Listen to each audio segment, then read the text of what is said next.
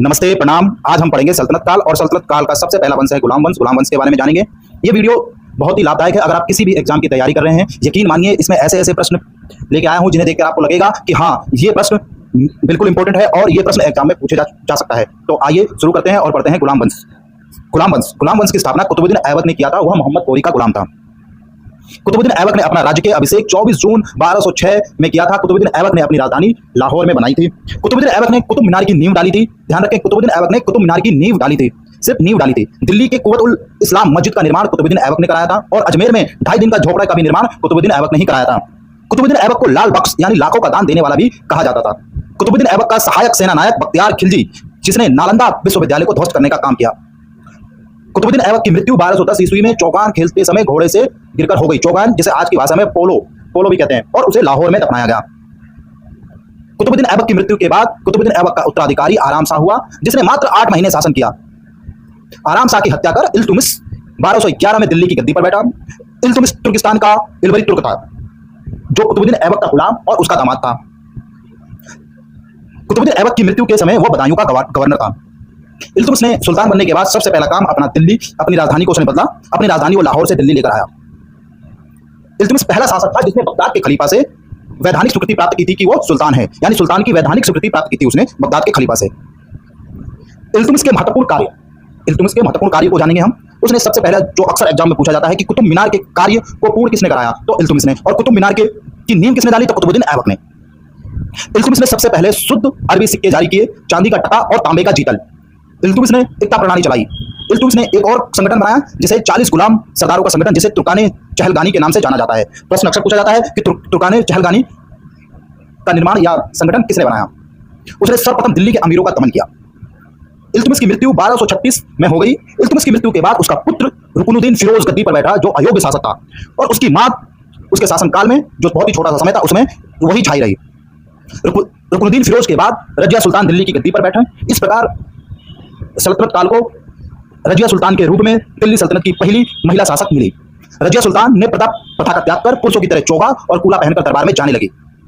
रजिया ने मलिक जमालुद्दीन याकूत को अमीर अखूर यानी घोड़ों का सरदार नियुक्त किया। यह प्रश्न भी अक्सर पूछा जाता है कि अमीर अखूर क्या है, या अमीर अखूर को किसको नियुक्त किया गया था, या ऐसा पूछ लेगा कि रजिया सुल्तान ने अमीर अखूर किसे नियुक्त किया, तो इसका यही आंसर होना है, जमालुद्दीन याकूत को। रजिया सुल्तान की जो शादी हुई थी वो अल्तुनिया के साथ हुई। रजिया की हत्या 13 अक्टूबर 1240 को डाकुओं द्वारा कैथल के पास कर दी गई। बलवन ने षड्यंत्र कर 1246 ईस्वी को अलाउद्दीन महमूद शाह को सुल्तान के पद से हटाकर नसरुद्दीन महमूद को सुल्तान बना दिया। नसरुद्दीन महमूद एक ऐसा सुल्तान था जो टोपी सीकर अपने जीवन का निर्वाह करता था। आपको इस वीडियो में ऐसे ऐसे प्रश्न बताऊंगा जिसे देखकर लगेगा कि हाँ, ऐसे प्रश्न ही पेपर में आएंगे। इसके बाद हम एमसीक्यू भी करेंगे और पिछले वर्ष के जो क्वेश्चन हैं, जो अब तक एग्जाम में पूछे गए हैं, हम वो सब पढ़ेंगे और देखेंगे। और आप दुनिया का कोई भी पेपर उठा के देख लेना, उससे बाहर गुलाम वंश से एक भी क्वेश्चन नहीं पूछा जाएगा।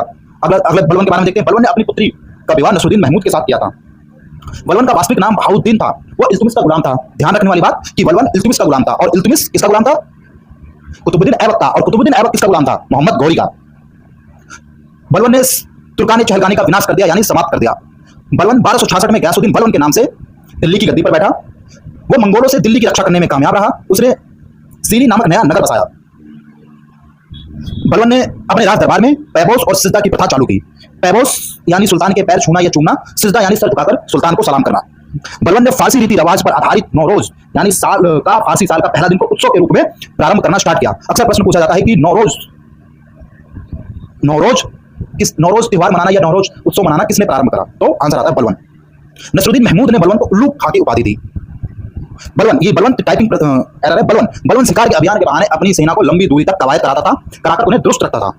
वह शिकार के बहाने उन्हें ले जाता था और उनको एक्सरसाइज वगैरह कराता था और उनको दुरुस्त रहता था। बलवन के दरबार में फारसी के प्रसिद्ध कवि अमीर खुसरो और अमीर हसन रहते थे। गुलाम वंश का अंतिम शासक शमसुद्दीन कैमूस को माना जाता है। तो ये अक्सर एग्जाम में पूछा जाता है कि गुलाम वंश का अंतिम शासक कौन था, तो गुलाम वंश का अंतिम शासक कौन था, शमसुद्दीन कैमूस। अब हम इस पर आधारित पिछले वर्ष के क्वेश्चन सॉल्व करेंगे। नमस्कार दोस्तों, अभी आपने गुलाम वंश के ऊपर एक संक्षिप्त थ्योरी पढ़ी और अब इस पर आधारित हम प्रश्न देखेंगे और जानेंगे कि समझेंगे कि कैसे कैसे प्रश्न एग्जाम में पूछे जाते हैं। तो आइए बिना समय गवाते हुए वीडियो को शुरू करते हैं और आगे बढ़ते हैं और देखते हैं पहला प्रश्न क्या है। पहला ही प्रश्न है, गुलाम वंश की स्थापना किसने की थी। अक्सर पूछा जाता है गुलाम वंश की स्थापना किसने की थी। इसके 4 ऑप्शन आपको दिख रहे होंगे, ए इल्तुमिश, बी कुतुबुद्दीन ऐबक, सी बलवन, डी रजिया। तो इसका सही आंसर है, आंसर देख लेते हैं इसका बी। तो इसका सही आंसर है कुतुबुद्दीन ऐबक ने इसकी स्थापना की थी। अगला प्रश्न, गुलाम वंश की स्थापना कब हुई? अक्सर यह प्रश्न पूछ लिया जाता है और पूछा गया है। तो इसके 4 ऑप्शन दिए हुए हैं, 1192, 1206, 1211, 1229। तो इसका आंसर देख लेते हैं बी, यानी 1206, यानी 1206 में गुलाम वंश की स्थापना हुई। अगर ये प्रश्न आपको देखकर ऐसा ना लगे कि हाँ ये प्रश्न हमारे क्वेश्चन में आ सकते हैं, तो आप कहिएगा। अगला प्रश्न, कुतुबुद्दीन ऐबक किसका गुलाम था? कुतुबुद्दीन ऐबक किसका गुलाम था? अलाउद्दीन का, मोहम्मद गौरी का, इल्तुमिश का, बलबन का? तो इसका आंसर देख लेते हैं बी, कुतुबुद्दीन ऐबक मोहम्मद गौरी का गुलाम था। और इल्तुमिश किसका गुलाम था? इल्तुमिश गुलाम था, किसका गुलाम था? इल्तुमिश गुलाम था कुतुबुद्दीन ऐबक का। अगला प्रश्न देख लेते हैं, कुतुबुद्दीन ऐबक की राजधानी क्या थी? दिल्ली, लाहौर, आगरा, बदायूं? तो इसका सही आंसर है बी, लाहौर। अगला प्रश्न देख लेते हैं, कुतुब मीनार की नींव किसने रखी? बलबन, इल्तुमिश, ऐबक, रजिया? देखिए इसमें इल्तुमिश भी दे रखा है और ऐबक भी दे रखा है, लेकिन इसका सही आंसर है option number C, Qutubuddin Aibak. अगर हमसे पूछे कि कुतुब मीनार का निर्माण कार्य किसने शुरू किया, तो हम कुतुबुद्दीन ऐबक को लगाएंगे। अगर हमसे ये पूछे कि कुतुब मीनार का निर्माण कार्य किसने पूरा कराया, तब हम इल्तुमिश को टिक करके आएंगे। अगला प्रश्न अक्सर पूछा जा चुका है, कुव्वते उल इस्लाम मस्जिद किसने बनवाई? ऐबक, बलबन, रजिया, महमूद? तो कुव्वते उल इस्लाम मस्जिद का निर्माण किसने कराया था? आइए देख लेते हैं, ऐबक ने कराया था। ऐबक को किस उपनाम से जाना जाता है? उल्लू खां, लाल बख्श, सिकंदर, जहांपनाह? तो इसका सही आंसर है बी, लाल बख्श। ऐबक की मृत्यु कैसे हो गई, कैसे हुई? तो इसके 4 ऑप्शन है, जैसा कि आप सभी जानते हैं, ऐबक की मृत्यु घोड़े से गिरकर हुई पोलो खेलते समय। तो ऑप्शन नंबर सी। अगला प्रश्न देख लेते हैं, ऐबक का उत्तराधिकारी कौन था? आराम शाह, इल्तुमिश, रजिया या बलबन? कुतुबुद्दीन ऐबक का उत्तराधिकारी था आराम शाह। इल्तुमिश कब गद्दी पर बैठा? तो इल्तुमिश गद्दी पर बैठा, आंसर देख लेते हैं बी, 1211 में। इल्तुमिश की राजधानी क्या थी? इसका आंसर देख लेते हैं सी, दिल्ली। खलीफा से वैधानिक स्वीकृति किसे मिली? तो इसका सही आंसर है, या ऐसे पूछने का प्रश्न कि खलीफा से वैधानिक स्वीकृति प्राप्त करने वाला सल्तनत काल का पहला सुल्तान कौन था? तो इसका सही आंसर होगा ऑप्शन नंबर सी, इल्तुमिश। यह प्रश्न अक्सर पूछा गया है, एकता प्रणाली किसने चलाई? एकता प्रणाली किसने चलाई? Option A, Iltutmish. एकता प्रणाली थी जिसमें कुछ लोगों को नियुक्त किया जाता था और वो कर संग्रह का कार्य करते थे। अगला प्रश्न नंबर 14, तुर्काने चहलगाई क्या था? 40 गुलाम सरदारों का संगठन, ये तो सभी जानते हैं। चांदी का टका किसने चलवाया? अक्सर पूछा जाने वाला प्रश्न, चांदी का टका किसने चलवाया? तो ऑप्शन बी, इल्तुमिश ने। इल्तुमिश की मृत्यु कब हो गई? इल्तुमिश की मृत्यु हो गई 1236 में, ऑप्शन ए। इल्तुमिश के बाद गद्दी पर कौन बैठा? तो इसका सही आंसर है ऑप्शन सी, रुकनुद्दीन। प्रथम मुस्लिम महिला शासक कौन थी? तो इसका सही आंसर है रजिया। ये अक्सर एग्जाम में पूछा जाता है। रजिया ने किस प्रथा को त्यागा? रजिया ने पर्दा प्रथा को त्याग दिया था, ऑप्शन बी। रजिया ने याकूत को क्या बनाया? ये अक्सर प्रश्न पूछा गया है। याकूत को इसने बनाया बी, अमीर अखूर, यानी घोड़ों का सतार। रजिया की मृत्यु कब हुई? रजिया की मृत्यु ए, 1240 में। रजिया की मृत्यु कहां हुई थी? यह प्रश्न पूछा गया है। रजिया की मृत्यु कैथल में हुई। कैथल आई थिंक पंजाब में है। बलबन का वास्तविक नाम क्या था? तो बलबन का वास्तविक नाम था ए, बहाउद्दीन। बलबन कब सुल्तान बना? बलबन सुल्तान बना है सी, ऑप्शन 1266। तुर्काने चहलगानी का विनाश किसने किया? यह प्रश्न अक्सर पूछा जाता है और इसका सही आंसर है option number C, Balban. Srinagar किसने बसाया? श्रीनगर किसने बसाया? तो इसका सही आंसर है बलबन ने। सिजदा और पैबोस की शुरुआत किसने करी? तो इसका सही आंसर है बलबन ने। सिजदा पैबोस अक्सर पूछा जाता है। नौरोज उत्सव किसने शुरू किया? ये भी पूछा गया प्रश्न है। नौरोज उत्सव किसने शुरू किया? तो इसका सही आंसर है बी, किसने शुरू किया भाई? बलबन ने।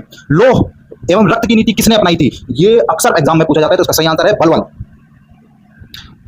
अगला प्रश्न देख लेते हैं भाई, उल्लू खां की उपाधि किसे मिली? तो इसका सही आंसर है ए, बलबन को। अमीर खुसरो किसके दरबार में थे? अमीर खुसरो, यहाँ पे ऑप्शन दे रखा है बलबन, तो हम बलबन लगाएंगे, जबकि अमीर खुसरो सल्तनत काल में भी रहे हैं। और तो अभी फिलहाल के लिए हम पूरे सल्तनत काल में अमीर खुसरो जीवित थे, वो रहे हैं उनके। अभी इस ऑप्शन को देखते हुए हम लगाएंगे बलबन को, सी। गुलाम वंश का अंतिम शासक कौन था? तो गुलाम वंश का अंतिम शासक था कैमूर।